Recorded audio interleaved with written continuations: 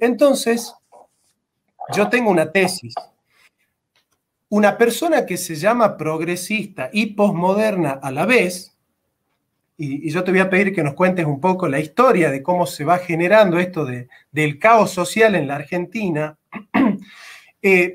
Una persona que se llama progresista y posmoderna a la vez, o que inconscientemente sostiene la posmodernidad, es una especie de híbrido bien curioso, único en la historia, que parecería sostener en Hispanoamérica que el progreso viene de la mano de la barbarie, de la destrucción de los valores, de la destrucción de la tradición del pueblo, de las creencias, del orden social, del respeto a la Constitución, del respeto a las leyes, del respeto a las normas, a la república, del respeto a las instituciones, la división de poderes, digamos, todo lo que tiene que ver con esa sociedad moderna, el posmoderno lo está destruyendo uno a uno. Destruyen los valores, la tradición, la familia, no creen en la ciencia.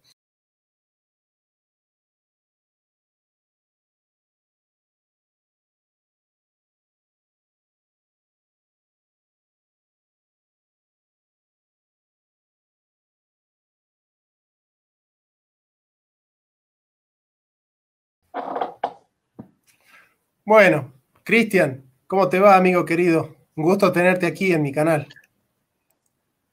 Jonathan, el gusto es mío. Bueno, te agradezco mucho la invitación y en realidad te digo, vengo a aprender más que a aportar y más que con tertulio yo vengo como una escucha de privilegio, ¿no? Por esta comunicación en directo con vos.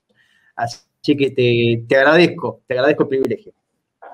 No, hermano, vos sabés que yo te admiro y te sigo. Además que es bueno saber que podemos aprender y como dice el Nuevo Testamento, considera que tu hermano es mayor que vos, ¿no?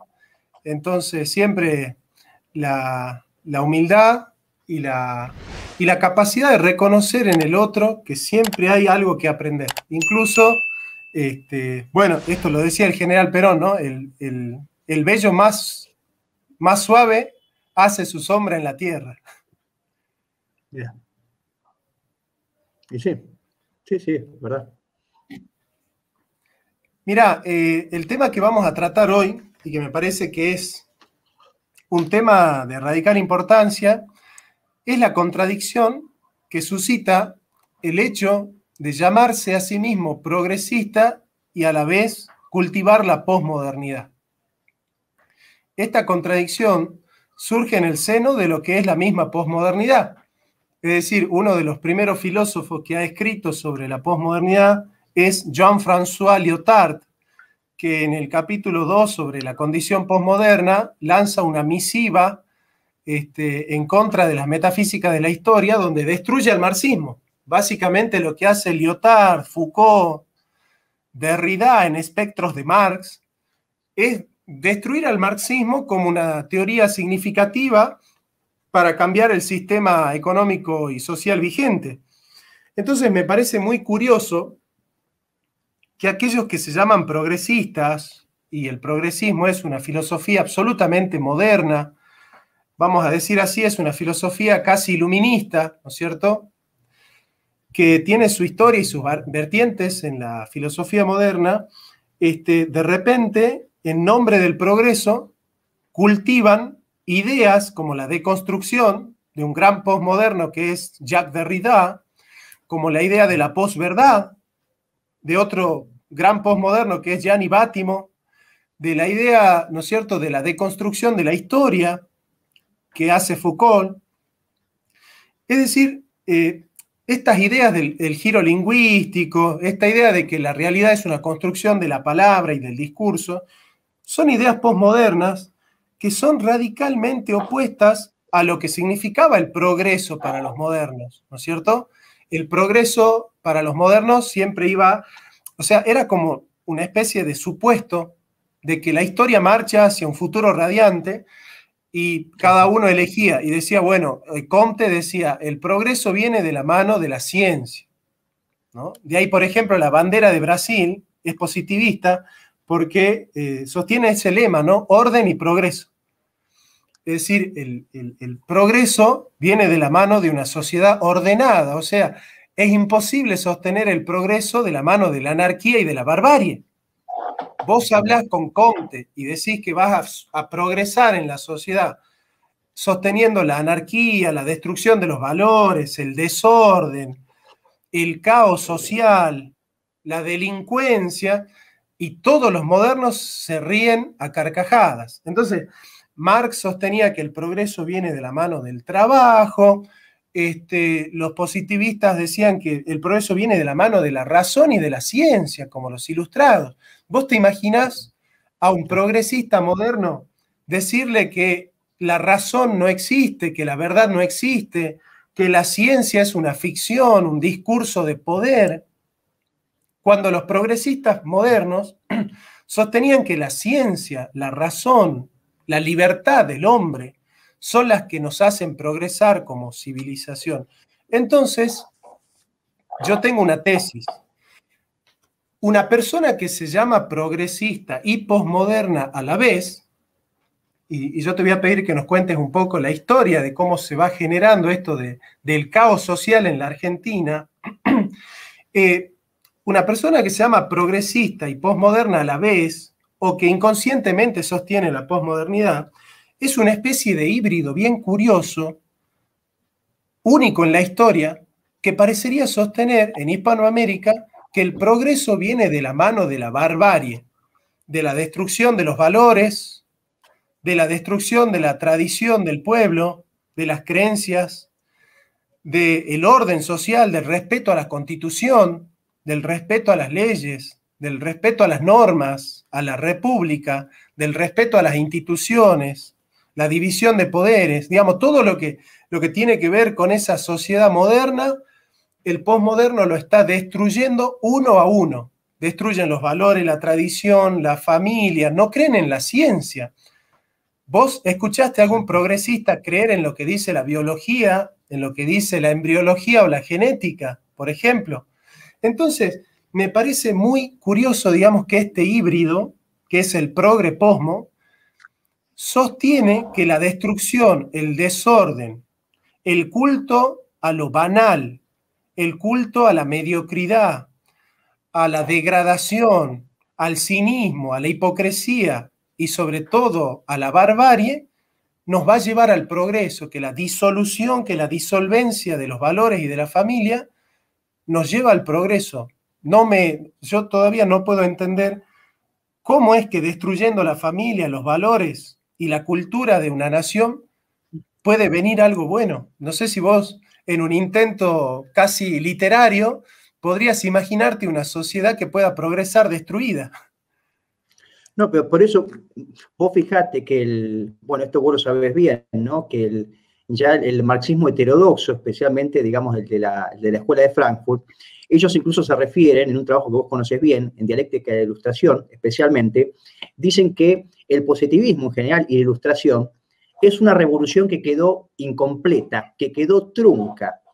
Porque, bueno, no ha terminado, es decir, esa modernidad no terminó, no llegó a terminar de romper con el cristianismo y con los valores clásicos.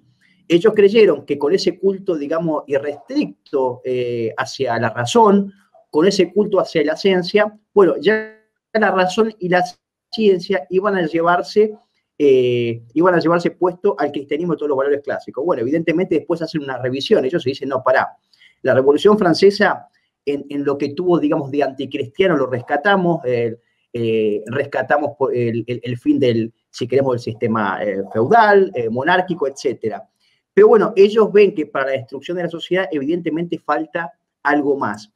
Y este paso para completar la revolución yo creo que viene, como decís vos, con el posmodernismo. Pero vos fíjate, esto me lo vas a poder capaz de explicar vos, porque yo, bueno, me estuve intentando ahondar un poco en algunas cuestiones relacionadas a esto, que yo te quería preguntar, porque, digamos, mira, hay dos definiciones que yo busqué, una en la Enciclopedia Británica y otra en la Enciclopedia de Stanford. La Enciclopedia Británica dice que básicamente que la posmodernidad es una reacción contra esa modernidad occidental de ilustración, pero la de Stanford nos dice que es una continuación de esa modernidad.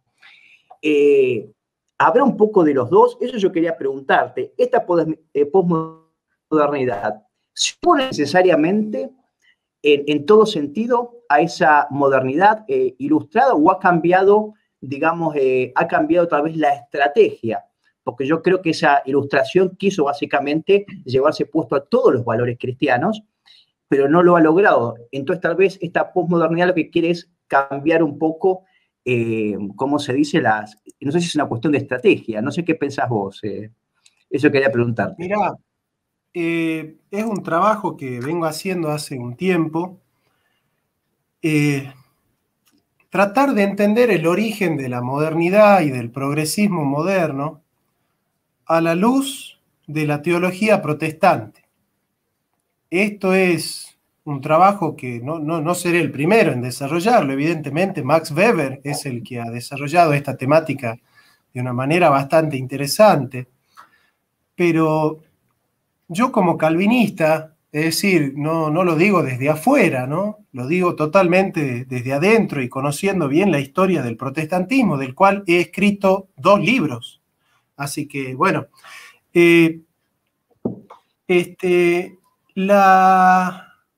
digamos, el protestantismo lo que hace es sostener, que es la doctrina más importante de Lutero, el servo arbitrio, que es esa idea de que la voluntad del hombre está determinada. ¿Sí? Esto en teología puede ser aceptado, de hecho yo lo acepto en religión, en teología. El tema es que los filósofos que son protestantes han tomado aquello que dijo Lutero en teología y lo han llevado a la filosofía, y sobre todo a la filosofía política. Eso fue generando, sobre todo en Alemania, una idea de que el hombre no es libre y que el hombre, al no ser libre para hacer la historia, hay una especie de marcha de la historia que Luis Althusser le llama continuidad metafísica, que es independiente de la voluntad humana. Como que los hombres somos hijos de la historia, pero no somos padres de la historia, ¿no? Entonces, de a poco se va destruyendo ese humanismo romano, ese humanismo clásico que dice que a la historia la hace el hombre, digamos.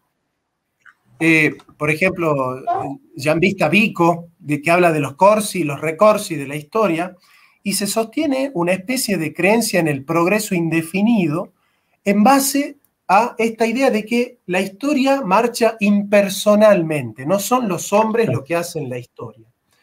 Entonces empiezan a surgir en la modernidad estos discursos hegelianos, ¿no es cierto?, de que la historia marcha ineluctablemente hacia un futuro radiante. Entonces Marx, por ejemplo, va a decir que la marcha al socialismo es inevitable, que esta dialéctica historia que marcha racionalmente va a terminar indefectiblemente en una sociedad igualitaria, donde no hay propiedad privada ni Estado, y donde el lobo dormirá junto al cordero. Esta idea del futuro radiante de la historia es una especie de secularización del paraíso cristiano.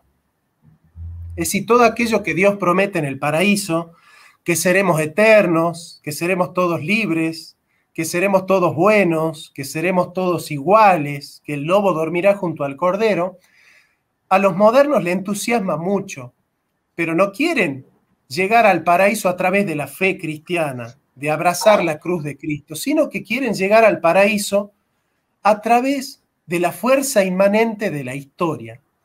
Entonces, por ejemplo, como yo te decía, Comte va a decir, esa fuerza inmanente de la historia es la ciencia positiva.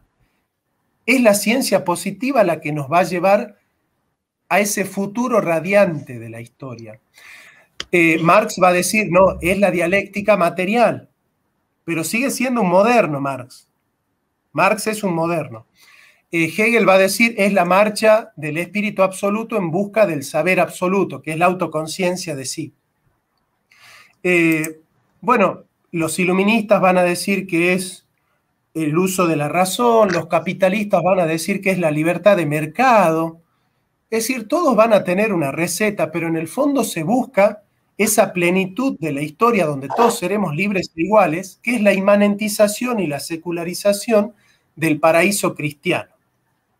Bien, Ahora, lo curioso del posmoderno es que renuncia a esa utopía. El posmoderno se da cuenta, ¿no es cierto?, que la historia no marcha hacia un futuro Claro, radiante. Por eso, en esa resignación, el posmoderno cree en el no relato o en el pequeño relato. Entonces comienza a cultivar la fe en el presente sin mirar al futuro. Hay una especie de pérdida de esperanza y de perspectiva en el futuro. Es un hombre resignado, es un hombre que contempla que la razón puede terminar, y lo dicen Adorno y Horkheimer, la razón termina, esa diosa razón iluminista termina en Auschwitz, en Hiroshima, en claro. Nagasaki. Digamos, esa razón es un medio, es un instrumento para fines irracionales. Entonces, el posmoderno dice, la razón, la fe en la razón nos llevó a Auschwitz. Nosotros tenemos que desconfiar Claro. de la razón. Bátimo dice, tenemos que debilitar la La razón. instrumental, ¿no? La razón instrumental, ¿viste? Entonces, tenemos que Instrumental. descreer de la razón, tenemos que descreer de la ciencia, dice Foucault, tenemos que descreer de la filosofía, dice Derrida, que en definitiva es un género literario. Entonces el posmoderno es alguien que disolviendo al hombre, por ejemplo, Foucault decreta la muerte del hombre, disolviendo los valores, disolviendo la tradición, disolviendo la familia, ya Engels plantea en El origen de la familia, la propiedad privada y el Estado, que en la familia el varón es el burgués y la mujer es el proletario. Digamos, es como que el posmoderno ha seguido creyendo en esa inercia de que el progreso llega, pero a través de la disolución de todo. Recordá una frase famosa de Marx que dice, todo lo sólido se disuelve en el aire.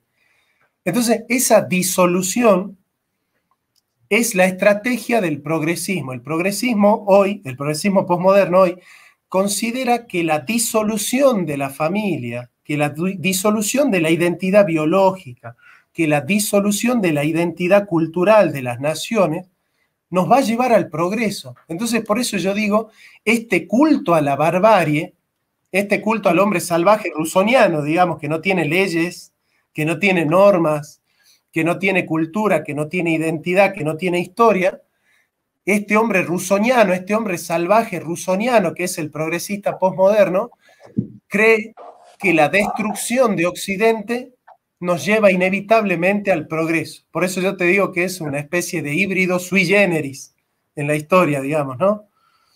O sea, parte en ellos me da la impresión de un orden, de la creación de un orden artificial, porque digo, en un orden espontáneo, no podrían darse estos absurdos que ellos plantean. Yo me acuerdo, vos citaste a Horkheimer, yo siempre me acuerdo de una cita de él, que dice que la lógica no es independiente del contenido. Entonces, básicamente, con ese tipo de planteos, ellos te dicen que un argumento es lógico, es deseable, siempre y cuando se apoye, por ejemplo, cierta causa. Por ejemplo, si el favorecido o el postulado es la izquierda, bueno, cualquier lógica tiene sentido en pos de defender lo que ellos quieren imponer. Digo, con planteos como este, mira vos cómo van ellos deconstruyendo, digamos, por utilizarlo a Derrida, absolutamente todo. No digo que es contrario a la razón, es un rompimiento total con ese culto absoluto a la razón que, como vos decís, ellos dicen que en definitiva terminó llevando a un Auschwitz o a los estados, digamos, fascistas, etcétera.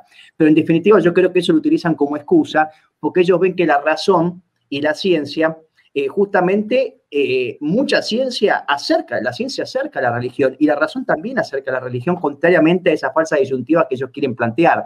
Entonces yo creo que ellos utilizan Auschwitz, el tema del ascenso de los nacionalismos europeos, etcétera, para ocultar que realmente tenían, me parece a mí, ¿no? Tenían que cambiar la estrategia. Vos sabés que te iba a preguntar eso, porque, bueno, yo he leído La derrota mundial de este autor mexicano que se llama, no sé si me haces acordar. Salvador Borrego. Salvador Borrego escribió un libro que me encanta, ¿no? La derrota mundial, es un libro que obviamente a los progres les resulta muy polémico, ¿no? Pero lo que trata de mostrar él es que, bueno, no voy a decir el nombre, pero hay un lobby, digamos, internacional, bueno, que tiene nombre y apellido, ¿no?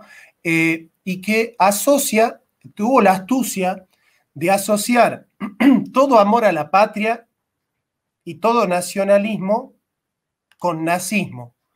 Entonces, cada vez que vos, y vos escuchás, porque se hizo, yo sabía a quién escuché a Fernando Niembro, escuché a Chespirito, el del Chavo del Ocho, decir, no, eso, los nacionalismos terminan en fascismo y terminan en nazismo, ¿no? Entonces, como que es imposible ser nacionalista si no caes en el nazismo. Deviene, ¿no? Es como que se sigue. Y la verdad es que haber asociado, hay dos errores, dos falacias, porque la falacia de fondo de la posmodernidad es la falacia del hombre de espantapájaros, ¿viste? Es esa idea de construir de la modernidad un fetiche, ridiculizarlo y plantear todo lo contrario. Entonces, qué sé yo, por ejemplo, si la modernidad construye los estados nacionales, ellos van a decir, ojo, no respeten los estados nacionales ni las identidades nacionales, no hablen de las razas, no hablen de las identidades culturales ni de la tradición, porque van a terminar matando a 6 millones de judíos, ¿no? Entonces, es como que nosotros, para evitar el nazismo, tenemos que cultivar la posverdad, no tenemos que hablar más de la verdad, porque la verdad te lleva a Auschwitz, no tenemos que usar la razón, porque la razón te lleva a Auschwitz, la ciencia también, entonces tenemos que hablar del arte, de la deconstrucción, ya no tenemos que hablar más de la identidad, porque si en nombre de la identidad aria, la identidad mató a 6 millones de judíos, no hablemos más de identidad. Entonces surge el mambo de Derrida de hablar de la différence, de la diferencia, ¿no? Sí. Deleuze también va a hablar de identidad y diferencia. Yo veo que hay una estrategia, ¿no es cierto?, de asociar el diagnóstico que hace Hitler, que nosotros podemos compartir o no, pero Hitler hace un diagnóstico de la modernidad y un diagnóstico acerca de la crisis de Alemania. Y cada vez este lobby ha creado esta ficción de que cada vez que una persona hace el diagnóstico que hizo Hitler, inevitablemente va a proponer la terapia que propuso Hitler. Como que es imposible hacer el mismo diagnóstico sin proponer la misma terapia. Y me parece que no se sigue, que uno puede hacer el mismo diagnóstico y no proponer la misma terapia, es decir, no se sigue la terapia necesariamente del diagnóstico. Me parece que es una falacia bastante importante, porque después del nazismo han destruido el Estado Nacional, surge la política post-estatal, han destruido la ética fundacional, hablan de la ética post-fundacional, han destruido al hombre libre que hace la historia, hablan del post-humanismo o del transhumanismo, han destruido el deber kantiano para hablar del post-deber, Lipovetsky, por ejemplo. Entonces me parece que han construido de la modernidad el emblema de Occidente, la han caricaturizado a la modernidad, han construido un espantapájaros y quieren destruirla. Digamos, ¿cómo podríamos pensar el diagnóstico del nazismo? Y si vos crees que se sigue inevitablemente de ese diagnóstico que hace Hitler, la terapia que ha propuesto él, digamos, porque me parece que esa es la gran falacia, digamos, de la posmodernidad, ¿no? Sí, sabes que esta falacia de la que vos estás hablando, me hacías acordar mucho, es un libro que yo, es más, lo leo y lo releo, si bien básicamente es un panfleto pseudocientífico, pero muy tomado, digamos, tomado en mucha consideración por todos los posmodernos, el marxismo, revisionismo, etcétera. Vos hablás, claro, que casualmente, digamos, hoy, cualquier cosa que uno defiende, el amor a la patria, a la religión, a los valores clásicos, etcétera, bueno, automáticamente se lo asocia con esa palabra talismán para descalificar justamente al contertulio, ¿no? Nazismo, en este caso.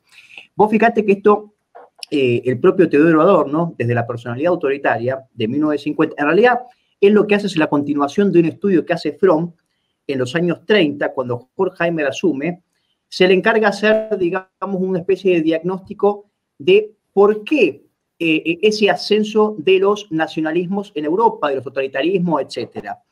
Bueno, y él hace unos cuestionarios, recordemos que Fromm era psicólogo, fue discípulo de Freud, digamos, sobre cuestiones familiares, personales de cada uno de los trabajadores, para ver, intentar diagnosticar a partir de esas respuestas digamos, si una persona era tendiente a ciertas actitudes, ¿no? Por ejemplo, si la persona, es lo que termina ensamblando ahí, es que, por ejemplo, las personas o el trabajador que tenía un apego hacia su tierra, que era cristiano, etcétera, bueno, automáticamente lo que hace Fromm es decir, bueno, esa persona tiene rasgos autoritarios. Esa persona es un potencial fascista, hay que tener cuidado, es un potencial antidemocrático. En realidad, ahí es contra el fascismo. Después, Adorno cambia la categoría fascista,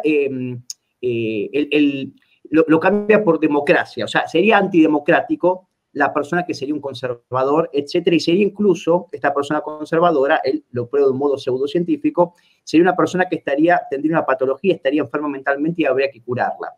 Entonces, toda persona a partir de ahí sería un fascista por su hecho de ser conservador. Entonces, fíjate cómo arrancan estos postulados que después van desarrollando, después viene Derrida, o después Foucault, etcétera, en todos los trabajos que se hicieron anteriormente por toda esta ingeniería social de los hombres de Frankfurt, ¿no? Perdón, que quería agregar justo eso y no sé si respondí en realidad la pregunta o si está en capacidad de hacerlo. Totalmente. Y acá en la Argentina, te llevo a la Argentina, ¿no? Porque, por ejemplo, frases como patria o muerte, Perón o muerte, la bandera flameará sobre sus ruinas, y esas frases que sostenían por ahí los montoneros, eran frases muy modernas, son grandes relatos, ¿no? El posmoderno no va a dar la vida por la patria, el posmoderno no va a dar la vida por Perón, digamos, ¿no? Van a un recital de Los Redondos y, como dice Darío Strugenbucher, lloran en un recital de Los Redondos, digamos, ¿no? Y piensan que van a cambiar el mundo llorando en un recital de Los Redondos, digamos, ¿no? Ese es un posmoderno. Ahora, ¿cómo vos ves ese paso de esa militancia dura, digamos que es una militancia moderna, de esa izquierda moderna marxista, que se enfrenta al ejército y al Estado, a esta nueva izquierda que se asocia al Estado y no se enfrenta al ejército, sino que se enfrenta con la Iglesia? ¿Cómo es que en la Argentina, vos como historiador, va cambiando esa militancia de izquierda, ¿no es cierto? Por ejemplo, yo me acuerdo que los montoneros decían una frase, ni putos ni peluqueros, sí, soldados montoneros, sí, ¿no? Bueno, yo me imagino que nadie de izquierda puede decir esa frase sin ser absolutamente escrachado por todos sus compañeros, ¿no? O, por ejemplo, que Che Guevara, por ejemplo, mande a homosexuales a campos de concentración en la península de Guanacabibis, ¿no? O sea, me imagino que nadie de izquierda estaría de acuerdo con un Che Guevara que plantee hoy esas cosas. ¿Cuándo es que en la Argentina va cambiando ese modelo de ese soldado de izquierda que es un macho, digamos, ¿no? Que se la banca y que se enfrenta al ejército y tira bombas, a esta especie de compañero deconstruide, digamos, ¿no? Que se depila, que se viste como una especie de afeminado, ¿no es cierto? Y que en nombre de la deconstrucción, bueno, marcha con sus compañeras a favor del aborto y de la ideología de género, digamos, ¿no? Y que lo único que hizo en su vida fue insultar a su madre, ser maleducado con su madre y escribir en la iglesia aborto legal, digamos, ¿no? Claro. Bueno, yo creo que es bastante claro, me da la impresión que después de la caída del Imperio Soviético, después de la caída del muro, bueno, esto, bueno, ya está ultra hablado por tanto Márquez, Laje y tantos otros. Bueno, es evidente que cambia a la izquierda su discurso, pero yo creo que el objetivo es siempre el mismo. Yo creo que la izquierda siempre tuvo el mismo objetivo. Yo siempre recuerdo un libro de Enrique Díaz Araujo, creo que es del año 82 o 83, que es La Revolución de la Nada. Él ya va analizando ciertos actores del mayo del 68 y algunos posteriores, y anteriores también como Wilhelm Reich. Y él dice básicamente que la izquierda, él también lo cita mucho Jean Husset, que es un gran contrarrevolucionario francés de los años 60. Hay un libro que se llama Marxismo y Revolución del año 72, que es excelente. Y él dice que el espíritu de la revolución es siempre el mismo. Cambian a veces las máscaras, puede cambiar la metodología, pero no hay que confundir el signo, el símbolo, con la esencia y el espíritu. Y la esencia de la revolución marxista o posmoderna es siempre la misma, por más que cambien algunos de sus discursos. O sea, y es la revolución de la nada, como decía Díaz Araujo, porque no ofrece, o sea, lo que ellos quieren básicamente es siempre destruir. Si antes, si en los 60 o en los 70 la destrucción era a través de las guerrillas, etcétera, bueno, después de la caída del muro, la destrucción viene a través, digamos, más decididamente a través de la cultura. Y por eso, bueno, ahora adhieren a postulados y adhieren a cuestiones que el marxismo, como bien decís vos, era contrario, ¿verdad? Porque colgaban a los maricones, estaban en contra de la falopa, como decís vos, ese canto de los montoneros es muy conocido. Y bueno, evidentemente, ellos, mira, el propio Lenin, yo vi una cita de Lenin que a mí me sorprendió bastante, la encontré hace unos meses, tal vez es muy conocida, y ya Lenin en el año creo que 22, yo creo que Lenin muere en el 24, bueno, 2 años antes de morir, él dice, si para que la revolución triunfe debemos cambiar nuestra orientación, lo haremos cuantas veces sea necesario. Y esa es la historia de la izquierda en general. Por eso tampoco debería sorprender mucho que estos tipos ayer sean una cosa y hoy sean otras, porque no tienen en realidad ninguna doctrina de fondo. Lo que tienen es un objetivo que es destruir la civilización occidental cristiana. Bueno, he dicho de un modo sencillo y no con tanta propiedad como vos, en términos filosóficos, creo que eso me parece que es la conclusión a la que llego, Jonathan. Vos sabés que sí, vos sabés que ellos en el fondo están en contra de la identidad, porque para ellos la identidad es totalitaria, porque que el hombre tenga una identidad biológica, una identidad cultural, una identidad tradicional, te impide que te autopercibas de cualquier manera, te impide que propongas cualquier burrada o que digas que el hombre es cualquier burrada o que hagas un proyecto político en base a una idea de hombre totalmente errónea, digamos, ¿no? Que es lo que está marcando Agustín Laje muy bien en contra de Gloria Álvarez, justamente, esas antropologías erróneas que suponen un concepto de hombre que no tiene nada que ver con la realidad biológica y ontológica del ser humano, ¿no? Entonces, vos fíjate, vamos a crear la identidad del hombre occidental y vamos a plantear que ser de izquierda es ser diferente, ¿no? La diferencia, ¿no? Es como decir, las mayorías, la identidad cultural, la identidad democrática, lo que hace es gobernar para un hombre unidimensional, que dice Heber Marcuse, ¿no? Entonces, nosotros vamos a romper con ese hombre unidimensional. Dicho sea de paso, Heber Marcuse era empleado del FBI. De la CIA. De la CIA, cobraba por la CIA, sí. De la antecesora de la CIA. Exactamente. Sí. Vamos a crear al hombre occidental, al hombre de identidad, a la identidad que hay que destruir para que aparezca la diferencia, ¿no? Yo te digo, esa identidad es el varón blanco, heterosexual, si es cristiano, mejor, capitalista, peor, es europeo, y digamos, si vos sos, entonces ya tenés, ¿no? Esa es la identidad del hombre occidental. El ser humano occidental es varón, heterosexual, blanco, cristiano y capitalista, digamos.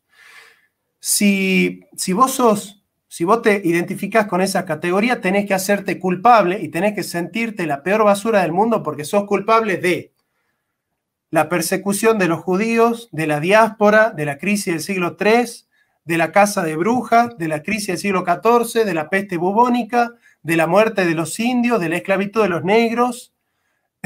¿Viste? O sea, tenés que sentirte una lacra, digamos. Entonces, claro. Claro. Te genera el sentimiento de culpa, completamente, sí, es lo que buscan, sí. Indudablemente. Indudablemente. Entonces, ¿cuál es la terapia? La terapia es, si la identidad es el varón, la terapia es la mujer, el feminismo. Ahora, no una mujer que tiene identidad, porque como nosotros odiamos la identidad, nosotros tenemos que decir que la mujer no existe. Lacan. O sea que Lacan dice que la mujer no existe. No sabía qué decía eso Lacan, mira. Lacan dice la mujer no existe, pero ¿por qué no existe? En Lacan es porque el goce de la mujer no tiene objeto, ¿no? Pero llevámoslo al tema del progresismo. Yo te pregunto, Cristian, vos hacé de cuenta que sos progre. Yo te pregunto, ¿en qué consiste ser mujer? Trata de responderme sin caer en el patriarcado. ¿En qué consiste ser mujer? Lo que te dirán ellos es que es una construcción social, evidentemente. Sería una construcción, seríamos casi iguales. ¿Pero qué contenido? Yo te pregunto, ¿qué contenido tiene la voz mujer? Cuando yo digo mujer, toda voz tiene un contenido, ¿viste? ¿Qué contenido tiene la palabra mujer? ¿Con qué contenido llenamos esa palabra? No sabría siendo peor que responder, no tengo ni idea. Es que no pueden responder. La peor pregunta que le podés hacer vos a un progre es ¿qué es una mujer? Porque el progre, si te dice mujer es la que tiene vagina, te está respondiendo con el biologicismo sexista. Si mujer Claro. es la femenina, la que tiene conducta delicada, estás construyendo desde el paradigma patriarcal, ¿no es cierto?, de la feminidad, que quiere destruir el feminismo. Si mujer es Claro. la que puede parir, estás definiendo desde el sexismo, desde el uterismo.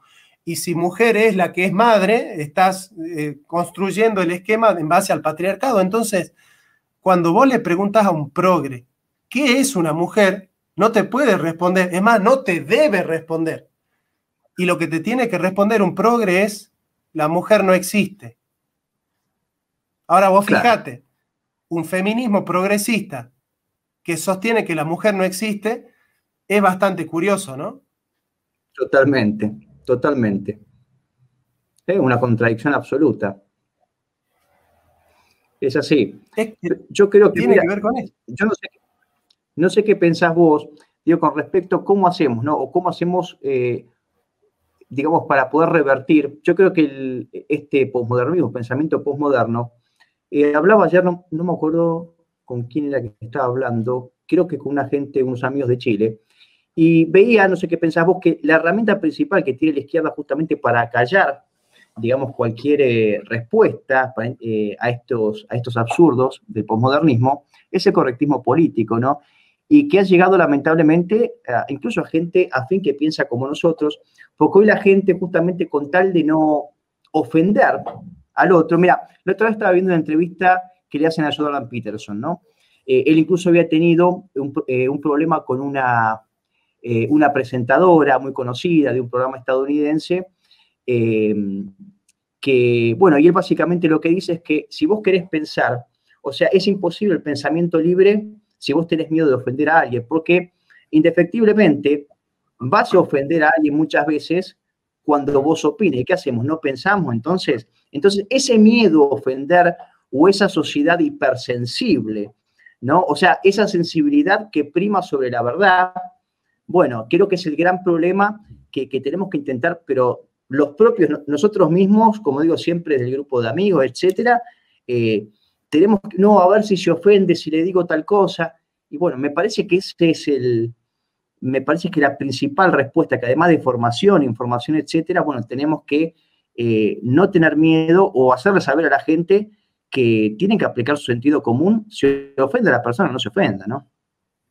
Es exactamente. Vos sabés que hace un par de meses me he puesto a rastrear filosóficamente los orígenes de la dictadura del proletariado, de este concepto de Marx, de la dictadura del proletariado, ¿viste?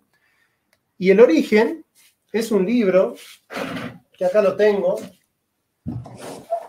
Mirá. ¿Qué tenés ahí? La fenomenología de Hegel. Fenomenología del espíritu de Hegel, ¿viste? Y Hegel desarrolla, del capítulo 8 en adelante de la fenomenología del espíritu, bueno, para Hegel la historia es una especie de espíritu absoluto que está enajenado y que trata de encontrarse a través de las ideas de los hombres, es decir, a través de la historia de la filosofía, este espíritu está tratando de reencontrar su identidad y reconocerse, volver a reconciliarse consigo mismo a través del saber absoluto. Bueno, es algo muy difícil de entender. Pero perdón, es el que habla de la síntesis, que a través de la síntesis, entre tesis, antítesis y necesidad, a través de la síntesis se va a llegar al conocimiento. Okay. Esa es la dialéctica, exactamente. Ahora, Hegel dice, en la última etapa de este espíritu absoluto que va desarrollándose en la historia, el espíritu se vale del Estado para instalar una identidad absoluta que mira con sospecha a toda disidencia, dice Hegel. O sea, este espíritu absoluto instala una identidad cultural que refleja la objetivación del yo del espíritu, que son las leyes, y que mira con sospecha a todo aquel que quiera demarcarse de ese pensamiento único. Mira con sospecha, dice el espíritu absoluto, mira con sospecha a todo disenso, a toda demarcación, digamos, de este consenso absoluto, epocal, digamos, que instala el saber absoluto. Entonces, esta idea de mirar con sospecha el consenso absoluto es la idea de la dictadura del proletariado, es decir, que el proletario tiene que instalar una dictadura tan violenta y tan sangrienta, tan jacobina, que a nadie se le ocurra disentir. Por eso, Cristian, después de Maquiavelo, se da un divorcio entre la política y la ética.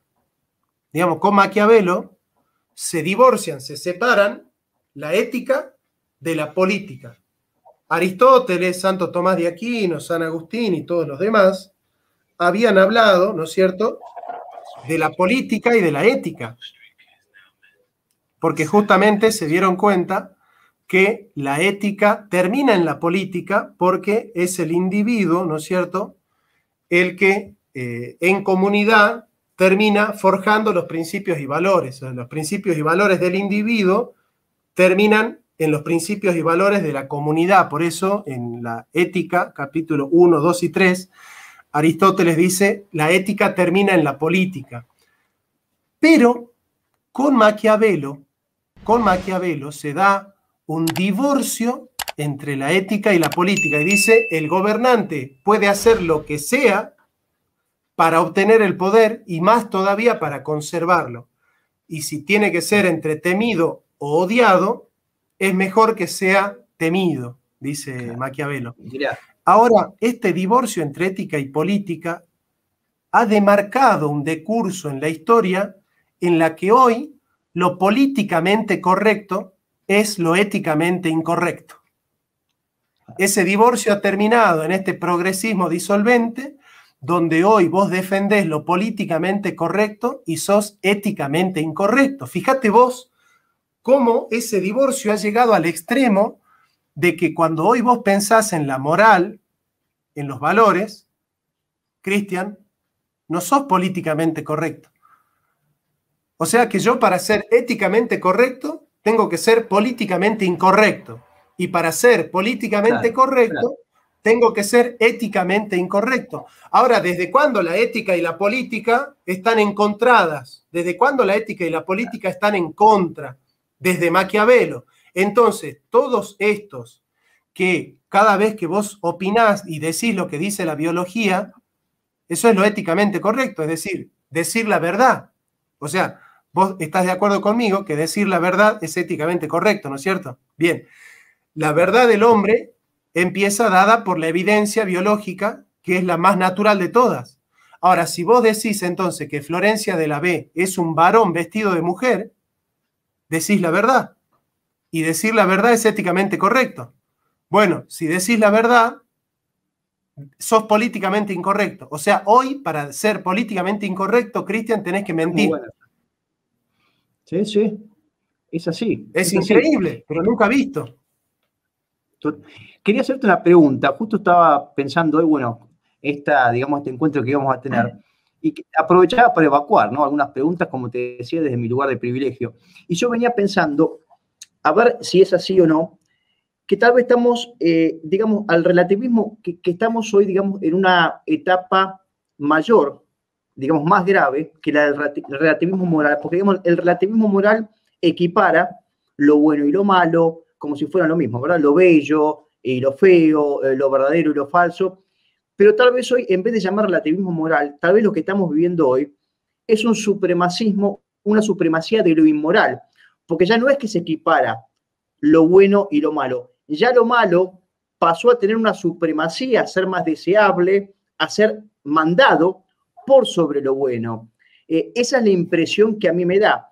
Como digo siempre, primero te equiparan, ¿no? El prohibido prohibir, todas las opiniones son buenas. No, ahora solamente una opinión. O sea, como que hay un emporio de lo objetivamente malo sobre lo bueno. Ya se pasó a un estadio superior de barbarie, me parece a mí en ese sentido. Pero no sé si es también una intuición. Me dan ganas de aplaudirte, porque acabas de sintetizar una idea que es totalmente cierta. El relativismo exalta la categoría de la relación. Es decir, las cosas son buenas en relación a esto o aquello, digamos. El problema es que hoy estamos ante el imperio de lo inmoral, ante el imperio del disvalor, y esto surge con Nietzsche. O sea, Nietzsche es el primero que desarrolla la teoría de la transvaloración de los valores. ¿Viste? La transvaloración de los valores. ¿Qué es la transvaloración de los valores? Esto lo desarrolla en el Anticristo, en el Zaratustra, en Aurora, el ocaso de los ídolos. Nietzsche dice, la moral cristiana es la moral de los esclavos, que le llama bueno a lo que es malo y que le llama malo a lo que es bueno. ¿Qué es bueno para Nietzsche? Todo aquello que al hombre le da poder. ¿Y qué es lo malo? Todo aquello que le quita poder. ¿Y qué es lo que le quita poder al hombre? Dice Nietzsche. La misericordia, la compasión, la piedad, el amor cristiano, el perdón cristiano, ¿no es cierto? Todos esos valores cristianos son valores de los débiles, dice Nietzsche. Entonces nosotros tenemos que transvalorar. ¿Qué significa transvalorar? Llamarle bueno a lo que el cristianismo le llama malo y llamarle malo a lo que el cristianismo le llama bueno. Por ejemplo, sin estar a favor o en contra, ¿no? Caractericemos lo que es la mujer para el cristianismo, para la iglesia. La mujer para la iglesia es madre. En Génesis dice a la mujer, a Eva le dice, teniendo hijos te redimirás. O sea, que la mujer teniendo hijos se redime para la tradición hebrea y cristiana. ¿Qué dice el progresismo? Ser madre no te realiza, ser madre te esclaviza del hijo. O sea, que vos para ser libre tenés que abortar, porque si sos mamá vas a estar atada a tu hijo. Entonces no seas madre, abortalo. El cristianismo desarrolla la doctrina de la monogamia, de la fidelidad, de que la mujer y el varón deben ser fieles y estar unidos en matrimonio, en sagrado matrimonio, y que lo que unió el hombre no lo puede deshacer, lo que unió Dios no lo puede deshacer el hombre. ¿Qué dice el feminismo? ¿Qué dice el progresismo? Hablemos del poliamor, hablemos de la poligamia, rompamos con la monogamia y con la fidelidad, hablemos del poliamor. El cristianismo le da a la mujer el rol de heterosexual. ¿Qué dice el feminismo? ¿Qué dice Judith Butler, Paul Beatriz Preciado? Lesbianizate. Rompe con el cisgénero. Vos fíjate que el rol que le da a la mujer el cristianismo es totalmente transvalorado por el feminismo. El feminismo quiere destruir el rol que le ha dado el cristianismo a la mujer y le quiere llamar a la santidad pecado y le quiere llamar al pecado santidad. Entonces, ¿qué es ser santo para el progresismo? Ser lesbiano, ser homosexual, ser polígamo, ser totalmente promiscuo, ser una persona liviana de valores, tener los valores al día, es decir, al giorno. ¿Viste? Ellos siempre hablan de ayornarse, ponerse al giorno, es decir, tener el valor del día. No hay principios y valores eternos. Que dice Yahvé, yo soy Yahvé y no cambio, soy el mismo para siempre. Entonces, vos fíjate que lo que hace el progresismo es una lucha encarnizada en contra de los valores cristianos, porque le llama pecado a lo que el cristianismo le llama mandamiento, y le llama mandamiento a lo que el cristianismo le llama pecado. Lo que hace el progresismo es hacer política con el lema de Satanás. Cuando Dios establece su orden, Satanás dice, non serviam, no serviré, no estaré a favor de los mandamientos de Dios, no buscaré la santidad para los hombres, ni para mí. Entonces vos fijate que en el fondo son movimientos satánicos. Te iba a decir, ¿sabés? Con lo que estás diciendo vos, me parece que queda muy claro que la guerra es ante todo teológica, espiritual, ¿verdad? Que no mucha gente lo percibe eso. Y vos muy claramente estás diciendo, con claros ejemplos, que evidentemente hay todo, digamos, un trasfondo teológico, más que teológico, anticristiano, ¿verdad? Porque no es casualidad justamente esta oposición de valores, me parece. En el fondo es una lucha encarnizada en contra del cristianismo, pero es una lucha a muerte. no solamente en contra de los valores cristianos, en contra de la figura de Cristo y de María. Odian a la figura de María. ¿Sabes por qué? Porque María es todo aquello que el feminismo odia. María es obediente, María es mansa, María es humilde, María es tierna, María es femenina, María es madre, María es sierva. Odian la figura de María, la odian. Lo que más odia el feminismo es la figura de María. Por eso el feminismo odia a la Iglesia Católica. El feminismo no odia a la Iglesia Metodista. El feminismo no odia a la Iglesia Presbiteriana. El feminismo no odia a la Iglesia Anglicana. El feminismo no odia a la Iglesia Bautista. El feminismo odia a la Iglesia Católica. ¿Por qué? Porque la Iglesia Católica tiene la figura de María. Lo digo como calvinista. No. Me pararía y te aplaudiría por tu honestidad, realmente, en todo sentido. Sos un grande. No tengo más que escucharte. Increíble, es una exposición magistral. Además, me fui notando algunas cuestiones recién. Me encantó, yo no sabía que la trasvaloración de un modo más explícito empieza con Nietzsche. Me pareció interesantísimo esa cuestión. Te quería preguntar, entonces, ¿podría decirse que pasamos, un poco retomando lo anterior, de un estadio amoral a un estadio completamente inmoral, el amoral siendo más pasivo y el inmoral siendo, bueno, activamente en favor del mal, ¿no? Hoy es un mandato ser inmoral, Cristian. Vos para ser progresista tenés que ser inmoral. A ver, yo voy a contarles lo que yo pasé, porque yo fui progresista 10 años, Cristian. Yo defendí el aborto en Salta hace 15 años, cuando el Partido Obrero era conservador. El Partido Obrero me corría por derecha a mí. ¿Me entendés? Y yo iba a la radio a defender el aborto hace 15 años. Bueno, por eso a mí no me lo cuentan los progresistas, ¿no? No me la cuentan. En la sede progresista, madres, compañeras mías, drogándose con los niños, amamantando. O sea, su bebé estaba amamantando y ella estaba drogándose, dándole discurso a pibitos de 12 años de lo bueno que es drogarse.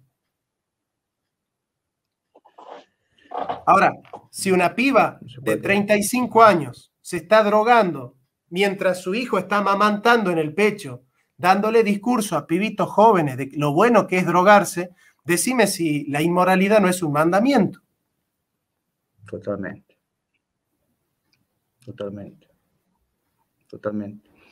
Y esto, Jonathan, ¿y cómo, la típica pregunta, ¿no? ¿Qué hacer, cómo vos siendo filósofo, que entendés bien las motivaciones del ser humano, las complicaciones, las complejidades, etcétera, ante este escenario, qué es lo que deberíamos hacer todos desde nuestro pequeño, bueno, ámbito de influencia, ¿no? Desde el ámbito personal, etcétera. ¿Cómo contrarrestamos esto? ¿Solo con formación? ¿Qué hacemos? Nosotros tenemos que dar la batalla en todos los frentes. Cuando te digo en todos los frentes, es en todos los frentes. ¿Viste? Hoy es revolucionario hasta la ropa que elegís ponerte, digamos, ¿sí?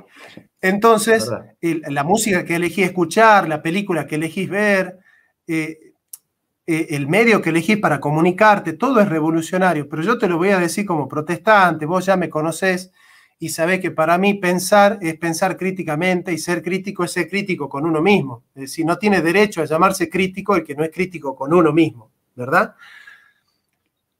La batalla teológica se gana exaltando la figura de María. María como modelo de mujer. No se puede ganar la batalla teológica si no rescatamos la figura de María como el ejemplo de mujer, como el paradigma de mujer, como la hija de Dios más importante de todas, como el modelo de mujer. Si nosotros perdemos a María como sierva de Dios, como ejemplo, como paradigma de vida cristiana para la mujer, hemos perdido la batalla teológica. Te lo digo como calvinista, ¿no? O sea, yo he escrito 3 libros calvinistas y lo he presentado en el Cabildo de Salta, es decir, nadie me va a decir a mí, del Opus Dei. Bueno, por un lado, la batalla filosófica es volver a los griegos. La batalla filosófica es salir de toda la porquería de la modernidad y de la posmodernidad que comienza con Duns Scoto y con Guillermo de Ockham y termina con Foucault, Deleuze, Barthes, Badiou, Derrida, y volver a Platón y Aristóteles. Firmemente, confiadamente volver a Platón, Aristóteles, a Cicerón, a los clásicos, ¿sí? Volver a los clásicos en derecho, en derecho volver a Ulpiano, volver a Cicerón, en filosofía volver a Platón y Aristóteles, en política también, reinstalar la idea de que la economía también es una cuestión moral, Cristian, porque el liberalismo, con Adam Smith, ha creado la ficción de que los acuerdos comerciales no son acuerdos morales, de que no hay acuerdos comerciales inmorales. Esto lo desarrolló muy bien la escuela austríaca, ¿no es cierto? No hay acuerdos injustos. Y Aristóteles desarrolla la teoría de la justicia sinalagmática. ¿Qué significa sinalagma en griego? Contrato. Significa que Aristóteles desarrolla la teoría del contrato justo, de la justicia contractual. Para los liberales, hablar de justicia contractual es una estupidez. ¿Por qué? Porque no hay izquierda sin un divorcio entre ética y política. Pero no hay liberalismo sin un divorcio entre ética y economía. Entonces, la revolución filosófica es volver a hablar de ética en la política, volver a hablar de ética en la economía y volver a hablar de ética en el arte. Porque la posmodernidad es el divorcio entre el arte y la política. El liberalismo es el divorcio entre economía y ética. Y la izquierda es el divorcio entre política y ética. Entonces, la revolución que tenemos que hacer nosotros es volver a hablar de ética en el arte, en la economía y en la política. Entonces, obviamente que la terapia a estos tres problemas es salir de la posmodernidad, salir del liberalismo y salir del socialismo. Solamente cuando nosotros entendamos que no podemos salir de aquellos que divorcian ética y política para entrar en aquellos que divorcian ética y economía, esa no es la solución. Agustín Laje se da cuenta, por eso está llegando a Aristóteles y está saliendo de la escuela austríaca. Se está dando cuenta que tenemos que hablar de ética en toda la vida humana, porque, Cristian, nuestra relación es una relación ética, y la relación con mi padre es una relación ética, y la relación como ciudadano en la calle, conduciendo el auto, es una relación ética, y la relación comercial también es una relación ética. Por eso hay acuerdos que son injustos. Ese lema liberal de business are business, negocios son negocios, te está diciendo que no hay acuerdos injustos. Pero nosotros, como somos cristianos, como nosotros somos aristotélicos, vamos a hablar de la justicia sinalagmática, vamos a proponer que la justicia es el modo de relacionarse del hombre, porque la ley no te puede obligar a amar al prójimo, pero sí te puede obligar a ser justo. La ley te tiene que obligar a ser justo. Y la justicia tiene que ser el marco de la virtud para todas las relaciones humanas. Yo no puedo decir la justicia es para las relaciones interpersonales, pero no para el mercado. En el mercado no tiene nada que ver la justicia ni la ética. Y el concepto de la justicia sinalagmática, que es la justicia en el mercado, ¿sabe cómo se llama en la encíclica de los papas? Justicia social. Quiere decir que nosotros, para romper con la dialéctica izquierda-derecha, tenemos que hablar de justicia social, porque la izquierda no habla de justicia social. La izquierda no puede hablar de justicia social porque la izquierda es injusta. La izquierda es injusta porque niega la libertad. Y cuando vos negás la libertad, no podés ser una persona justa. Entonces, fíjate vos cómo la izquierda se ha adueñado del concepto de justicia social. Y el concepto de justicia social es un concepto cristiano. No es un concepto marxista. Marx nunca habló de justicia social. En ningún libro Marx habla de justicia social. Los primeros que comienzan a hablar de justicia social son los papas. Ahora, ¿qué hace la izquierda basura? ¿Qué hace la izquierda porquería? Se adueña de los conceptos de la iglesia para degradarlos y destruirlos, para que la gente de bien como nosotros escuchemos la palabra justicia social y digamos, eso es zurdaje. Claro, claro. ¿Qué hace la izquierda?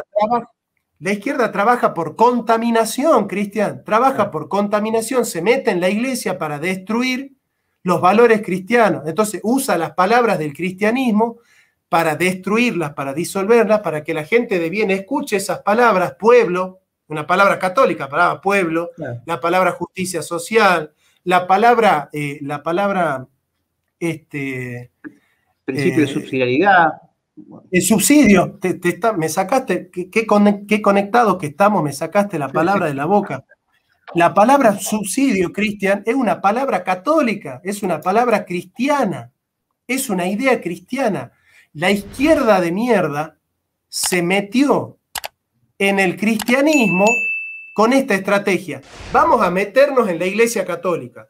Vamos a usar las palabras que utiliza la católica, pero no con la idea que tiene la Iglesia Católica. Nosotros solo nos vamos a quedar con las palabras católicas, pero vamos a destruir el concepto católico. No nos interesa lo que quiere decir esta palabra para la Iglesia. Lo que nos interesa es usar esa palabra. Entonces, cuando nosotros hayamos destruido esa palabra, la gente de bien va a escuchar esa palabra y la va a asociar con nosotros los marxistas.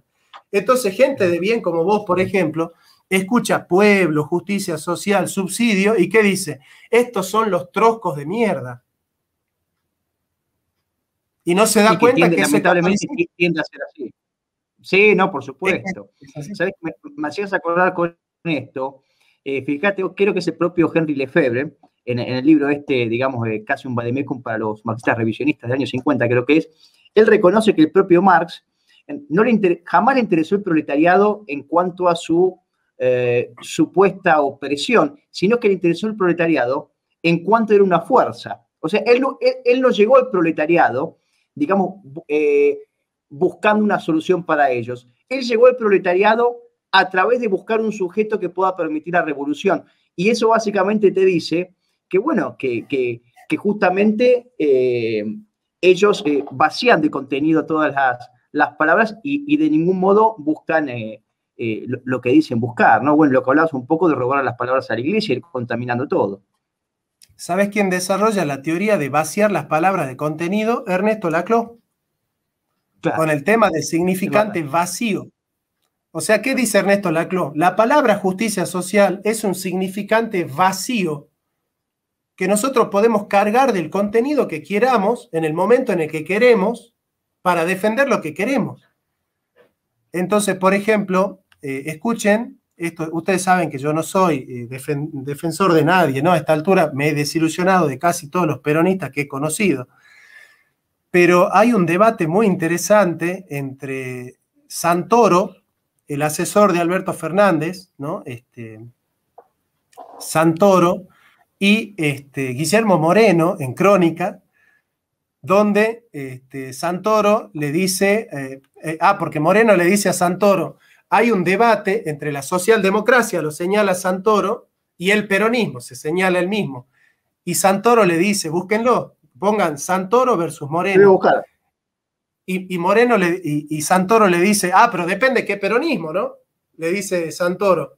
No sé cómo se llama, me olvidé el nombre del changuito Santoro, si alguien me puede hacer acordar el nombre. Yo no lo sé, capaz alguno de los amigos acá. Sí, para mí es totalmente intrascendente. Es totalmente intrascendente el changuito ese, ¿viste? Pero mientras te cuento, lo pongo, lo busco. Entonces, Santoro le dice, depende qué peronismo. Y Moreno le dice, Leandro Santoro. Leandro Santoro. Depende qué peronismo, le dice a Moreno. Y Moreno le dice, no me va a venir un radical a enseñar lo que es el peronismo a mí. Y Santoro le dice a Moreno, lo que pasa es que el peronismo es un significante vacío. Cada uno le puede poner el concepto que quiera. Fíjate vos qué magistral lo que le dice Santoro, que está totalmente equivocado, porque el peronismo es lo que es, no lo que uno quiere que sea, ¿no? Pero te hace entender lo que piensa la mayoría de los peronistas. La mayoría de los peronistas sabe cómo piensa. Yo no puedo militar si no me adueño de las banderas de Perón y Evita. Porque Perón y Evita, para los pueblos, para el pueblo de barrio, Perón y Evita representan, ¿no es cierto?, la grandeza, Evita representa el amor al pueblo, el amor a los pobres, la entrega, dar la vida por el pobre. Entonces, ¿qué dice el de izquierda? El de izquierda dice, el nombre Perón y Evita son tan grandes, los trabajadores se asocian tanto con el nombre de Perón y Evita, que nosotros nos tenemos que meter en el peronismo con nuestras ideas, pero con el nombre del peronismo, porque si no el pueblo no nos va a aceptar. Y esto se llama entrismo, vos lo conocés muy bien. Sí. El entrismo es que los marxistas se metieron en el peronismo para hacer del peronismo un movimiento socialista. De ahí la famosa frase de los montoneros, Perón, Evita la patria socialista. Es decir, no es Perón y Evita con E mayúscula, sino Perón evita con E minúscula el verbo evitar. Como que Perón evitaba la patria socialista porque era un bonapartista, que viene del 18 Brumario de Marx. Entonces, fíjate vos cómo el trabajo del marxismo, Cristian, esto hay que entenderlo muy bien, por favor, yo le pido a todos que entiendan esto. El trabajo del marxismo es contaminarlo todo. El marxismo se mete en la Iglesia Católica para contaminar la doctrina católica. El marxismo se mete en el peronismo para contaminar la doctrina peronista. El marxismo trabaja por contaminación. Nosotros tenemos que echarlos a patadas a los progres del movimiento peronista, del movimiento nacionalista. Cada vez que armemos un movimiento pro vida, tenemos que impedir que se metan los marxistas porque trabajan por contaminación. Totalmente, totalmente. Sí, porque no creen lógicamente en ningún valor perenne, tradicional, absoluto, ¿no? Es así. No les importa, porque Marx en la tesis 11 sobre Feuerbach dice, no hay que interpretarlo al mundo, hay que transformarlo. O sea, al marxismo lo único que le interesa es transformar, no le interesa interpretar la realidad. Al marxismo no le interesa conocer la realidad. La quiere transformar, pero claro, yo te pregunto a vos, Cristian, ¿se puede transformar algo que no se conoce? No, por supuesto que no. Pasa que transformar para ellos es destruir también, ¿no? Básicamente. Yo creo que es un eufemismo que utiliza generalmente la izquierda. Transformar es destruir el occidente cristiano. Para mí no hay vuelta que darle. Por eso siempre dice, si para lograr la revolución tenemos que cambiar nuestra orientación, lo van a seguir haciendo de acuerdo a las circunstancias, del modo que sea más viable o factible para destruir cualquier vestigio que quede de orden occidental cristiano, ¿verdad? Son el camaleón por antonomasia. Es así. No tiene que quedar ni un ladrillo cristiano en pie.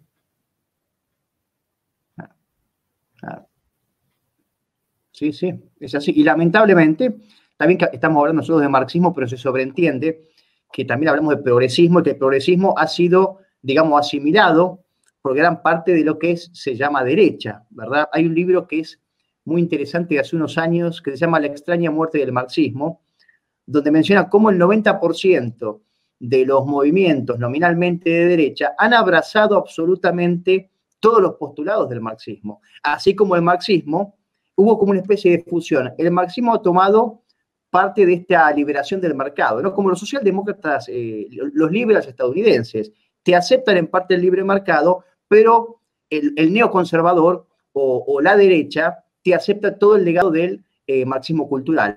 Entonces, es lo que tenemos hoy. Tenemos gobiernos, en este sentido, culturalmente de izquierda, que permiten por lo menos algún grado de libre mercado.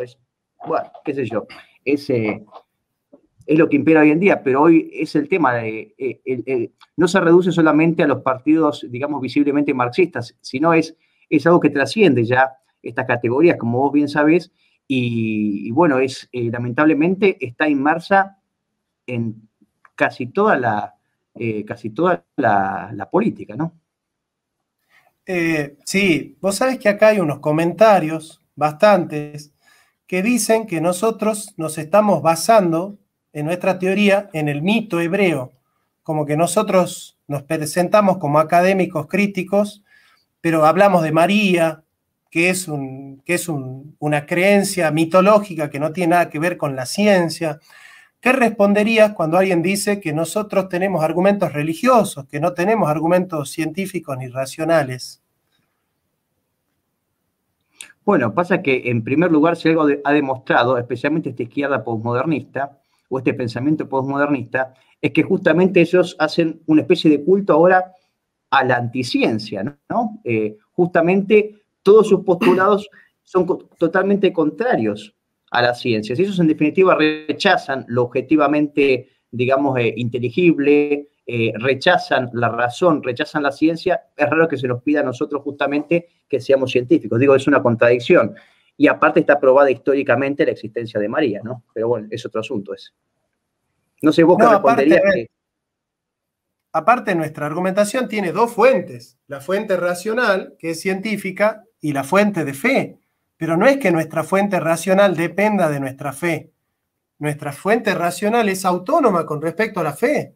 Digamos, yo puedo olvidar mi cristianismo y seguiría pensando igual, porque yo no pienso así porque lo dice la Biblia. Lo pienso así porque la realidad muestra que así se debe pensar. Y nosotros los cristianos creemos que el que reveló la Biblia y el que ha creado la realidad y la naturaleza es la misma persona, así que nosotros no tenemos ninguna contradicción entre la ciencia y la fe, básicamente porque llegamos a la misma conclusión, pero nosotros de ninguna manera desarrollamos ciencia en base a lo que dice la Biblia. ¿O acaso nuestros científicos cristianos leen Levítico o Génesis para hacer física, química o biología, digamos? Claro. No he visto a ningún profesor católico de química o de física que enseñe física con el Génesis. Entonces, me parece que esa chicana de pensar que porque nosotros tenemos una religión, entonces no somos racionales, es una chicana positivista del siglo XIX, ¿no? No, pero aparte, fíjate, cuando salen con el argumento científico, si vos te pones a ver, cuando tenés ciertos estúpidos hablando del oscurantismo como sinónimo de atraso, de ignorancia, y vos vas a ver que los principales centros científicos, incluso aquel donde fue procesado Galileo, que fue únicamente procesado, fíjate que justamente Roma era el centro científico de toda Europa.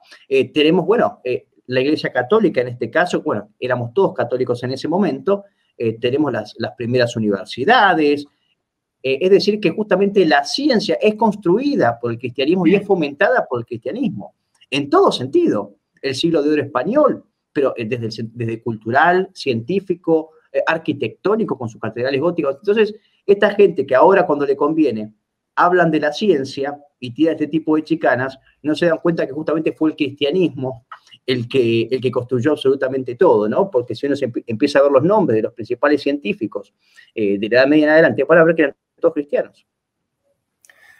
Vos sabés que Descartes, que admiran los progres, estudió con los jesuitas.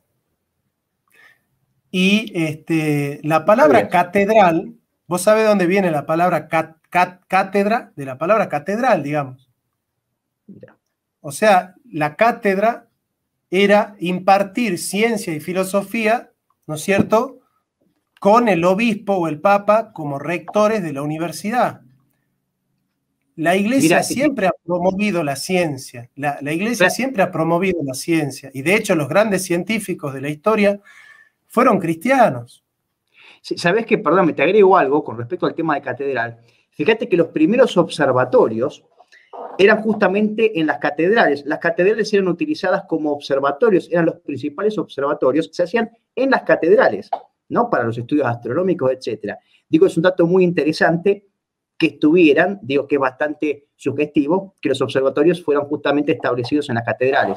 Así que me parece que es, igual no está mal repetir, ¿no? Que fueron cristianos justamente los principales científicos y como decís vos, la fe en absoluto les nubló el criterio. Yo creo que al contrario, esto lo explica, bueno, vos que sos un estudioso y especialista en Santo Tomás, me parece que hay un complemento esencial entre lo que es fe y razón, ¿no?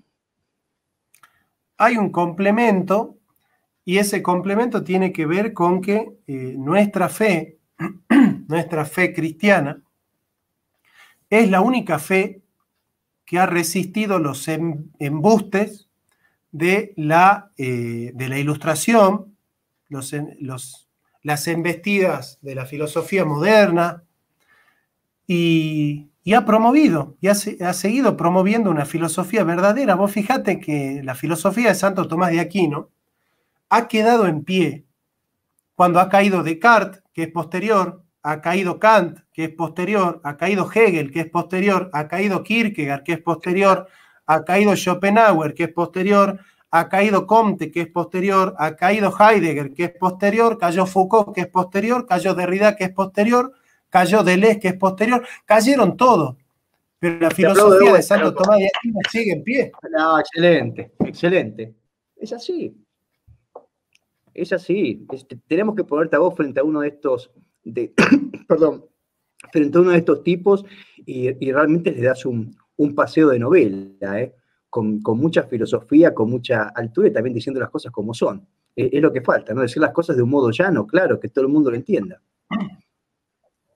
Es así, Cristian, es así. Yo sabés que estoy indignado porque ellos consideran que Santo Tomás de Aquino fue superado, pero no leyeron 2 páginas de Santo Tomás de Aquino, ¿no? Entonces, quieren superar lo que no conocen, no entienden los problemas metafísicos porque no les interesa la metafísica.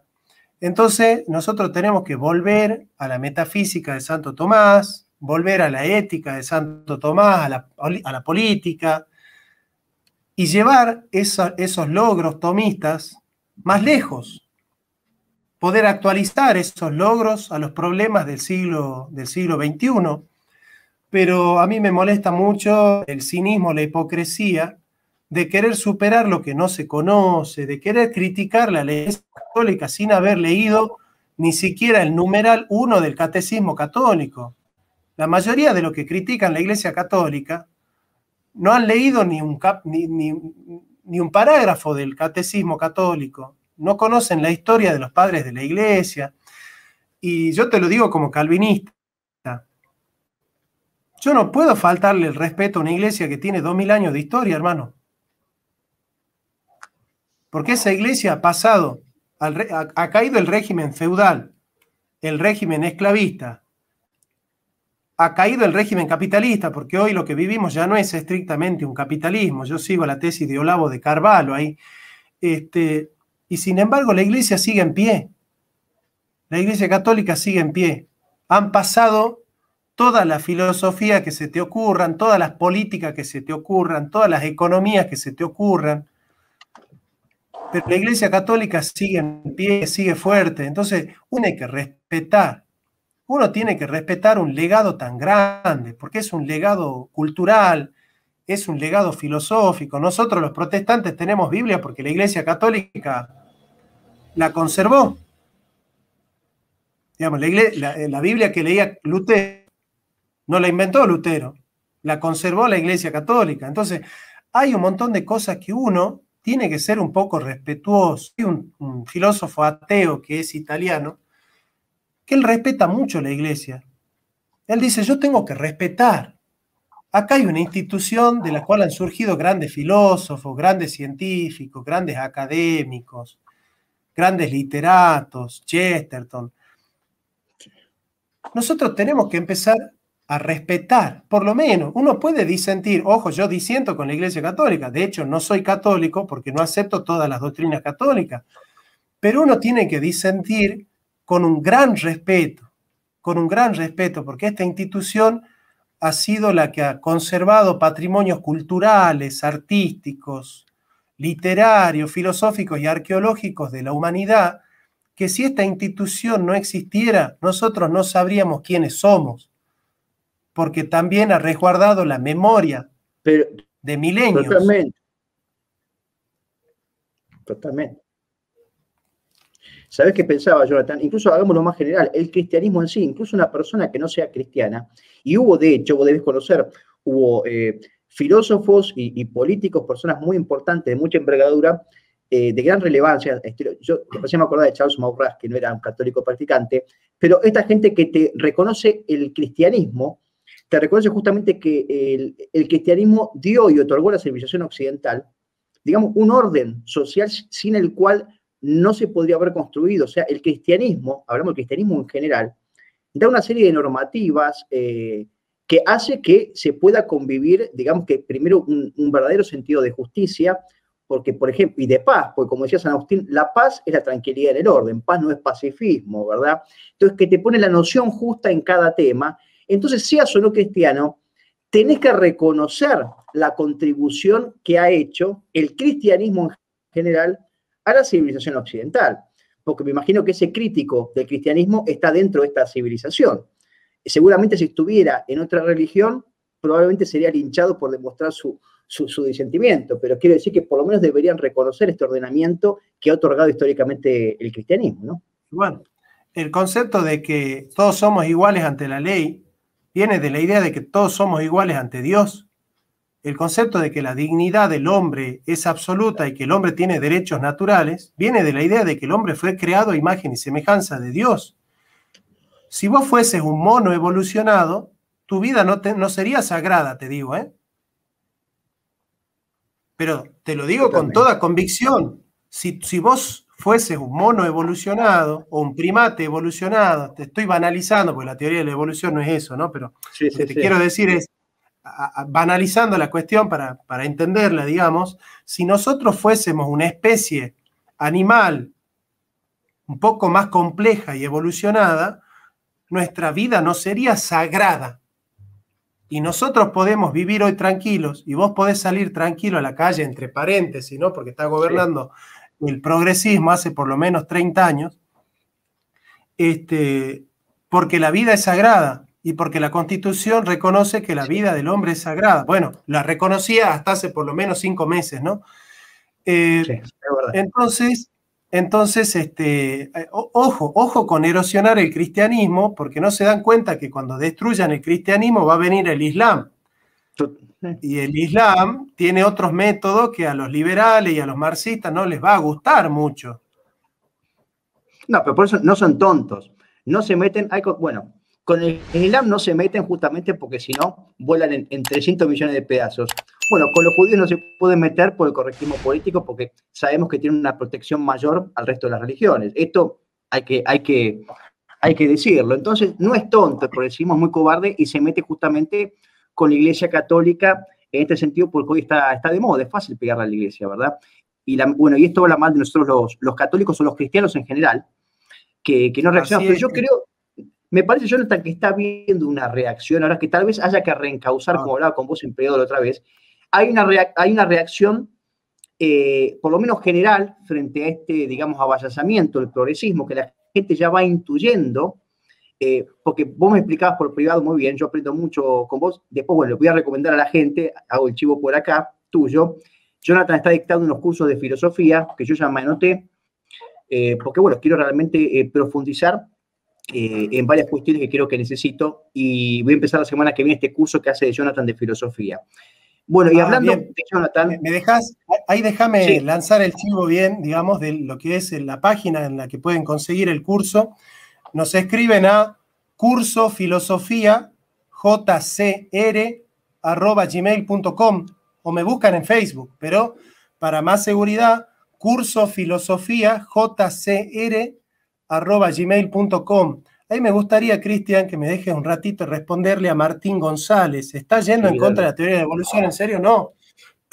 Yo acepto que la teoría de la evolución puede ser razonable, aceptable. De hecho, hoy el Vaticano acepta la teoría de la evolución como bastante probable.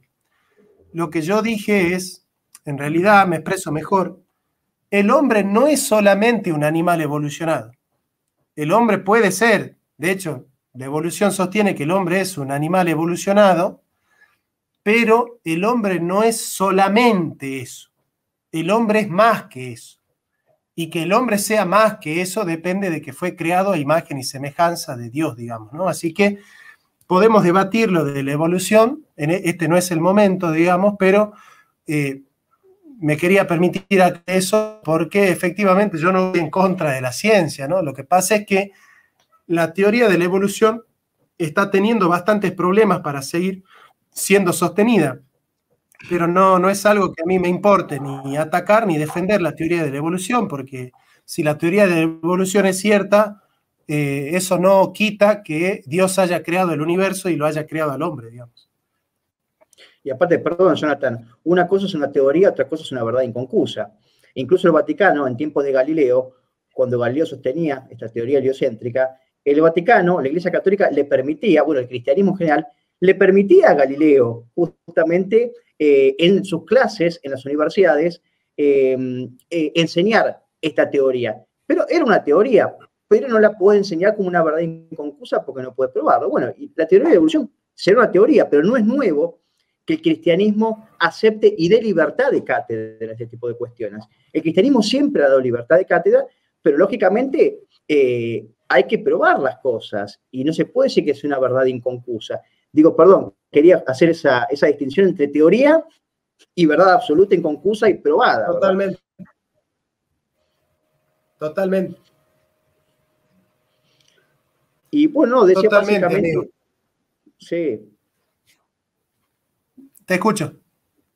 Decía que justo cuando estaba diciendo que tenía unas conversaciones privadas con vos y que bueno, que me surgieron muchas inquietudes y por eso iba a empezar este curso con vos ahora la semana que viene, que vos me decías, no me acuerdo a colación de qué iba a decir esto, pero que el ser humano tiene una dignidad ontológica, voy a hacer una distinción yendo al tomismo, ¿verdad?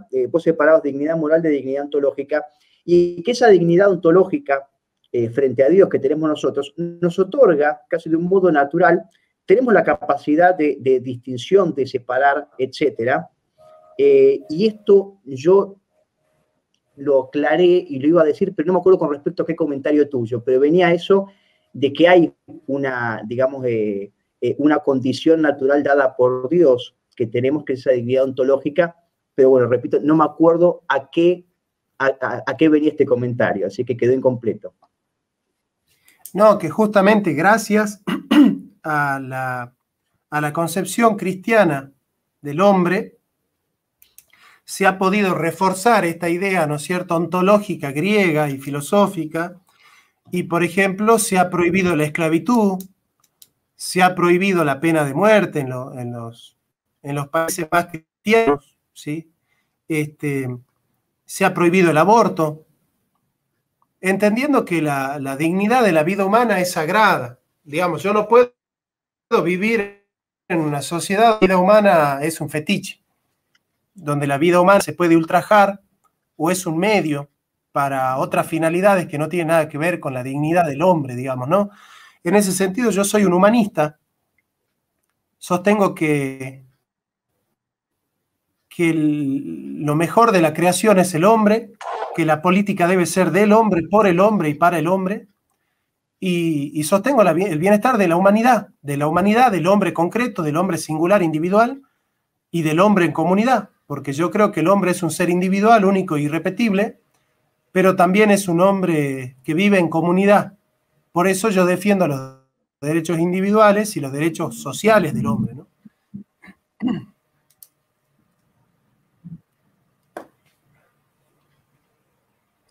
¿Te congelaste, Jonathan? ¿Estás ahí? ¿Vos me escuchás? Ahí está, ¿Me escuchás? Se había perdido por un poco la imagen. Perfecto. Bueno, hermano, a mí me gustaría que vos también hagas promoción de tu canal. ¿Cómo te pueden encontrar en tu canal y qué es lo que pueden encontrar en La Derecha Ataca? Mira, me pueden encontrar como Cristian Rodrigo Iturralde. Si bien el programa es La Derecha Ataca, pero el canal es Cristian Rodrigo Iturralde, tanto en YouTube como en Instagram y en Facebook. Y bueno, van a encontrar mucho material. Yo, en general, siempre, como sabés, me he dedicado un poco a la cuestión de la historia, ¿no? A dar la batalla cultural desde la historia, especialmente defendiendo a España, a la Iglesia Católica, al cristianismo en general, de las leyendas negras, llamadas leyendas negras del progresismo anticristiano. Y bueno, y últimamente también me estoy dedicando mucho a cuestiones ligadas a la batalla cultural, desde el arte, desde la filosofía, haciendo programas con vos, bueno, intentando abarcar todas las disciplinas, porque justamente la batalla cultural, el marxismo cultural, o como lo queramos llamar, propone una guerra integral desde distintos frentes. Por eso tenemos que estar atentos y tenemos que aprender por lo menos lo básico para poder dar la batalla desde el arte, desde la filosofía, con Jonathan, desde la historia, desde la biología, bueno, desde distintas disciplinas, ¿verdad?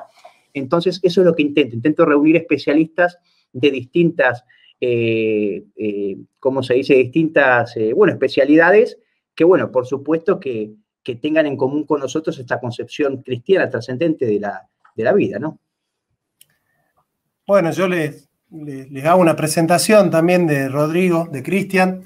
Es una persona muy crítica, que tiene una formación histórica excelente, excelente. Todo lo que él dice puede ser probado con documentación histórica, eso no muy pocos, no muchos pueden decirlo, pero además es una persona que con su formación académica seria, también es una persona totalmente humilde y crítica y abierta como para poder seguir aprendiendo, por ejemplo, de este humilde servidor, que realmente considero que no tengo mucho para aportarle a Cristian con todo lo que él sabe, así que les recomiendo, porque en su canal y en sus videos van a encontrar toda la verdad de una persona que está buscando, evidentemente que nos podemos equivocar, ¿sí? Pero acá hay una persona que está buscando la verdad, que ama la verdad, que defiende los hechos históricos tal cual son, que no pone a su ideología por encima de los hechos, y eso me parece muy, muy valorable y muy respetable, sobre todo de alguien que teniendo formación tiene la humildad de querer seguirse formando y aprendiendo de otros. Es una persona que les hace notar, ¿no es cierto?, que tiene mucho para dar. Así que por favor se suscriben al canal de Cristian, lo apoyan, lo comparten en todas las redes, porque vamos a seguir dando esta batalla cultural en contra de un enemigo común que nos unió por el susto, que es el progresismo socialdemócrata, que está destruyendo lo poco que queda de la Argentina y que seguramente va a expandirse a toda Hispanoamérica. Así que junto con Cristian estamos defendiendo lo poco que queda de Occidente. Muchas gracias, Jonathan, querido, por todo. Y bueno, me alegro mucho de esta amistad que hemos logrado. Bueno, son cosas que se van dando de modo espontáneo, natural, cosas que uno no puede forzar, ¿no? Y digo que más que casualidad son causalidades, evidentemente. Y bueno, me alegra mucho estar digamos, dando un combate común con personas como vos, que busquen la verdad, más allá de cualquier, digamos, de otro tipo de cuestiones accidentales, ¿no? Así que, bueno, la verdad que un gustazo como siempre, Jonathan, aprendí muchísimo, me han notado muchas cosas y bueno, seguiré aprendiendo seguramente cuando empiece el curso de la semana que viene. Así que bueno, gracias a vos y gracias a todos los que estuvieron viendo este programa. Muchas gracias, Cristian, que Dios te bendiga. Son frases que las tenemos que decir sin culpa, ¿sí? Somos cristianos y nos deseamos bendición por parte de Dios y que bendiga a todos ustedes también, incluso a los que no creen, porque el sol sale para lo justo y para lo injusto, dice la Escritura. Así que, bueno, vamos a tener seguramente el miércoles, tenemos un conversatorio con vos, Cristian, a las 10 de la noche, ¿puede ser? ¿10 de la noche? Exacto. Voy a chequear, te dije exacto, pero vamos a ver, a las 10 de la noche, exactamente. Exactamente, el miércoles 24. Dale. Bueno, entonces si se suscriben al canal de Cristian, nos van a ver en la entrevista que vamos a tener para hablar del neorrealismo. Es una charla bien interesante que vamos a tener. Así que bueno, invitados para hacer el curso Filosofía, jcr@gmail.com. Lo van a tener de compañero a este monstruo del pensamiento y de la academia que es Cristian Rodrigo Iturralde. Te mando un abrazo grande, hermano. Chao, amigo, muchas gracias.